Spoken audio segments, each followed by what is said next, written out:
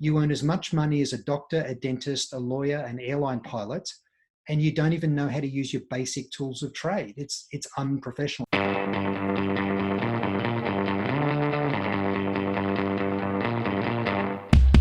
Welcome back, and I'm delighted to have Tony Hughes with me again. Hello, Tony. Hey, John, really looking forward to the conversation. Yeah, we finished off the last one talking about the fact that we need to learn how to sell from a remote environment, sell from our home, which most of us are doing now. And in the future, we might be doing that for a long term, if not forever. Yeah, one of the things that I think that's resulted from Corona is that every business, not just the clients we're selling to, but for our own organizations, every business is laser focused on how do we drive cost out of operations. We are in a recession is the reality, and every business wants to drive cost out. So I think they're going to look at their head office costs, and this whole concept of less infrastructure at head office with hot desking and more people working from home will just be the normal. I think so. So how do we work effectively from home? And I mean, we're all learning how to do that now, and there's lots of things we need to think about. What are the sorts of things we need to think about? Well, the first thing is everybody needs to focus on creating a space in their home environment that enables them to work productively without becoming distracted. So you and I are very fortunate in that we've got a decent home office that we use, but I've worked with lots of sellers that have got young families. They may be in an apartment rather than a house. So those things are incredibly difficult, but just focus on creating a good environment, invest in the right technology, get yourself a decent camera. If you need to invest in some lighting, that's important. Having bright light behind you makes your face go all black and dark and people can't see you. So make sure you've got lighting sorted, even audio. I'm using a professional microphone here rather than the microphone on my laptop. So lighting, audio, understand the position of where you are. You'll also notice that for those watching this with John and I is that our camera, our laptop screen is up at eye height. The number of calls I do with people where you're looking up their nostrils and at their double chin and their ceiling, is really not a good look. So all of those basic things, and then invest in bandwidth is really important. Bandwidth is really important, and a lot of countries have very good bandwidth, etc., and others don't. And sometimes we skimp and buy a low bandwidth, particularly in peak hour, where you suddenly find you haven't got the bandwidth. This is our business. As a salesperson, selling from home, you can never afford to have that bandwidth disappear. Look, I like the comment about laptops and looking up people's nose. I'm seeing that even with professional reporters now that are reporting from home, are talking from a laptop, and they look at the laptop back, and it's just a dreadful look. So all of that needs to be thought about, and the framing. I'm interested. We didn't even talk about that before we came on, but I'm looking at your framing and my framing. We both got a little bit of space above our head, and it's down to a sort of low upper chest area, and so our faces are well projected and so on. We've both got good light and good sound. This is so important, isn't it? Yeah, John, look, it really is. And then the other things is we need high TQ, technical quotient, as a seller today. What's TQ? I haven't heard that one before, Tony. TQ. We've always known that we need IQ and EQ. You can't be dumb and be successful. And you have to know yourself, your strengths and your weaknesses, manage yourself well, and know others. And an EQ has always been vitally important, hasn't it? Absolutely. In sales, the ability to have empathy for the other person, to relate to them, to listen, be involved in the moment, and so on. So EQ, and I know our friend Ken McLaughlin has all sorts of research that shows that those salesperson with high EQ, which are typically the more humble salespeople and slightly on the introverted side, are the successful salespeople because they've got high EQ. But now you're talking TQ. Tell me about that. Well, you need strong technical quotient. It just staggers me the number of salespeople that don't know how to use their tools of trade, and yet they dare to call themselves a sales professional.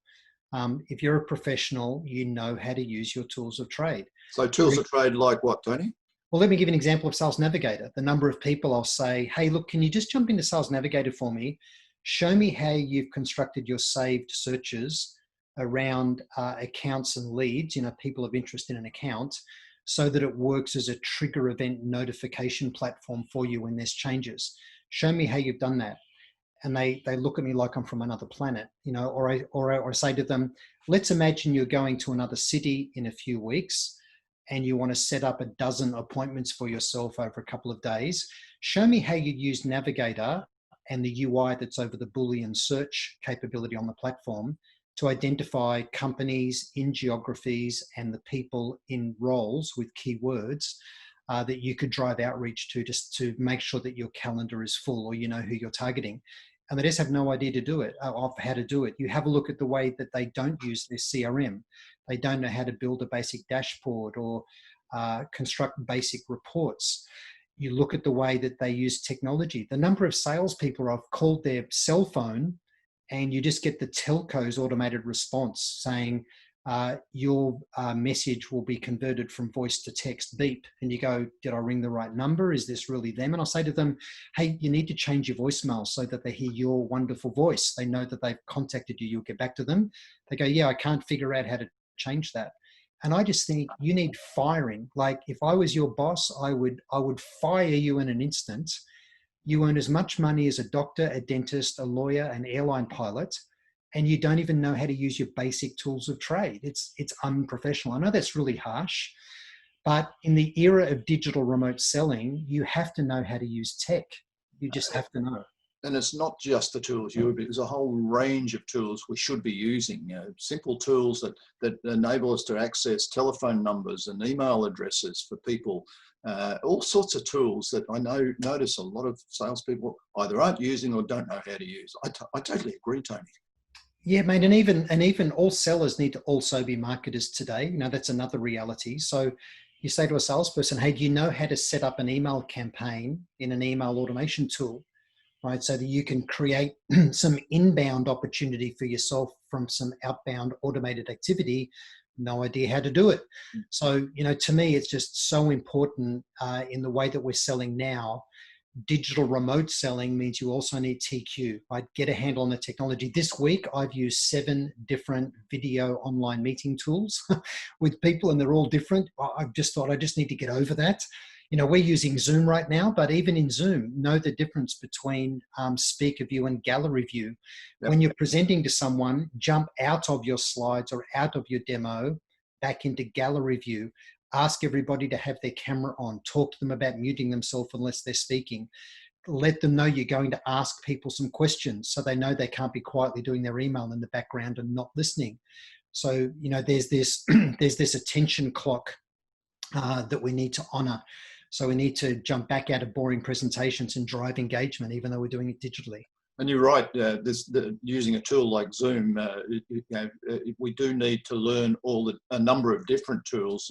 For example, Microsoft Teams is something that a lot of companies I work with, they won't use Zoom because they feel there's a security problem, and their company uses Microsoft, so they use Microsoft Teams. So you need to be very familiar with that and know how to use it. And I notice you've just changed your background there. Yeah. So you better talk so people can see the background. Yeah, so I've just changed my background, which is a feature that you can use in Zoom. If you want to use backgrounds, you'd need to get yourself a green screen. So I know for many people, they put up a screen behind them in their apartment so that they've got a semi-private way of working without people on the other end seeing what's going on behind them. You can buy low-cost green screens, which get rid of a problem called chroming. So if I move around, you can see all of the chroming that's going on with my hands sort of disappearing. You deal with that issue with a green screen. And again, that's not expensive for people to do, but these are really basic things. Just as a seller, when you're selling remotely, think, how do I keep maintaining engagement? Nail all of the basic fundamental things of microphone, lighting, the height of the camera, but also make sure you drive engagement with the people on the other end, especially when you're doing things like demonstrations or presenting information. It's so easy for people to not really be listening if they're not in the same room with you. I agree, Tony, and I see, you know, I can use my background, but I haven't got a green screen set up right now, so you do get that croning. But yeah, if you want to really be professional, and particularly for those people that you mentioned before, in a small unit or whatever, and trying to make their own little space for this sort of conversation, then putting a background in and a little green screen against the wall will help immensely. I'll just take my Yeah. little thing off again because I am getting croning there. So some really good tips there, Tony. I really appreciate your time. Let's get together again soon. I want to talk about some management tips you've got to be much more effective in this new normal environment in managing your sales team. So let's do that. Thanks, John.